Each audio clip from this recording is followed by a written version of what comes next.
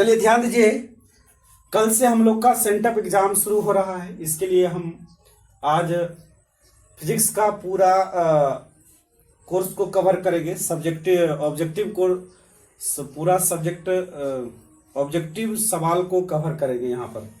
तो सबसे पहला सवाल है, और क्वेश्चन हम यहाँ पर नहीं लिखा पाएगा क्योंकि जल्दी जल्दी करेंगे तो लिखना संभव नहीं है। तो हम यहाँ पर क्वेश्चन लेकर के आए हैं, और क्वेश्चन है कि जब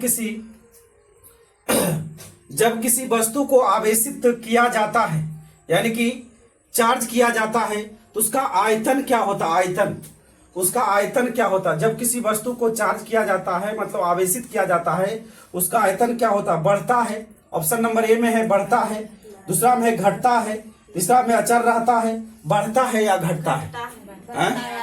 बढ़ता है या घटता है? बहुत बार बताया गया क्वेश्चन, बढ़ता है या घटता है? घटता है। ठीक है। जब किसी वस्तु को आवेशित किया जाता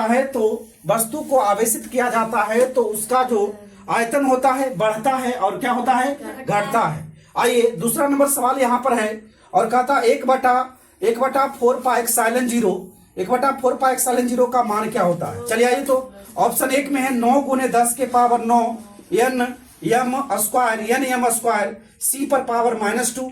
दूसरा ऑप्शन है 9 × 10 के पावर -9 nm स्क्वायर c पर पावर -2। तीसरा ऑप्शन है 9 × 10 के पावर 12 nm स्क्वायर c के पावर -2। और तीसरा ऑप्शन हमारा है 9 × 10 के पावर -12 nm स्क्वायर c पर पावर -2। क्या होगा बताइए? ए नंबर हमारा 1/4πε0 का मान होता है 9 × 10 के पावर 9 nm स्क्वायर c पर पावर -2। ठीक है। अच्छा बताइए बुआ, तीसरा क्वेश्चन हमारा यहाँ पर आने वाला है, और कहता है पानी का प्रावैद्युतांक स्थिरांक क्या होता है? तो हम बताए हैं 80 होता है। पानी का प्रावैद्युतांक स्थिरांक क्या होता है? 80 होता है। ये सब क्वेश्चन लिखा हुआ है। अच्छा बताइए, तो हवा में ER का मान क्या होता है? हवा में ER का मान क्या होता है? 1 होता है। हवा में ER का मान क्या होता है? 1 होता है। हवा में ER, या हवा कहो या निर्वात कहो, एक ही बात हुआ। हवा में ER का मान क्या होता है? 1 होता है। अच्छा, एक साइलेंट जीरो का मात्रक क्या होता है? मात्रक, ये इंपोर्टेंट क्वेश्चन होगा जी।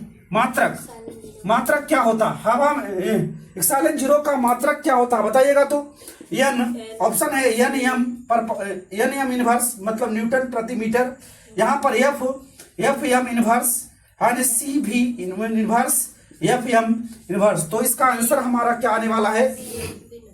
नहीं, f m inverse, f m inverse होने वाला है।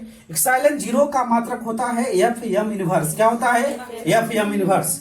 ठीक है। अगला क्वेश्चन हमारा कल ही तुम लोग को हम सिद्ध करवाए हैं। वेक्टर F बराबर कूलम के नियम जो हमारा था, कूलम के नियम जो था हमारा, कूलम के नियम को हम सिद्ध करवाए हैं कल ही हम। गॉस प्रमेय से कूलम का नियम, तो उसमें हम एक फॉर्मूला दिए थे जो तुम लोग को याद है कि नहीं है, वही वाला हम लिखने जा रहे हैं। 1/4πε0 और यहाँ पर है इंटू क्या है? Q1 Q2 बटा R स्क्वायर है ना? Q1 Q2 बटा R स्क्वायर, लेकिन वो नहीं है जी। कूलम के नियम का सदिश रूप होता है। कूलम के नियम का सदिश रूप होता है, ये कह रहा है। कूलम के नियम का सदिश रूप कह रहा है। गॉस प्रमेय से कूलम का नियम प्राप्त करने के लिए नहीं कह रहा है। जो कल हम पढ़ाए थे वो जो क्वेश्चन यहाँ पर वो नहीं है, दूसरा क्वेश्चन है। और यहाँ पर देखिए 1/4πε0 बटा Q1 Q2 वेक्टर R का Q है, और यहाँ पर है वेक्टर R। क्या होगा? यही होगा, यही हमारा, और यही हमारा सही उत्तर है। कूलम के नियम का सदिश रूप यही होता है। ठीक है। बताना है निम्नलिखित में कौन सा संबंध सही है? बताना है निम्नलिखित में कौन सा संबंध सही है? वेक्टर ई बराबर वेक्टर F बटा Q, ये पहला ऑप्शन है। वेक्टर ई बराबर Q vector E, Q vector F है जी, वेक्टर क्या हो गया एफ, और वेक्टर ई बराबर यानी क्यू बटा क्या है एफ, वेक्टर ई बराबर क्या है क्यू बटा एफ है, और वेक्टर ई बराबर 1/4 पाई साइलेंट जीरो क्यू बटा एफ, क्यू बटा क्या एफ, तो क्या होगा यहाँ पर ए नंबर ही होगा।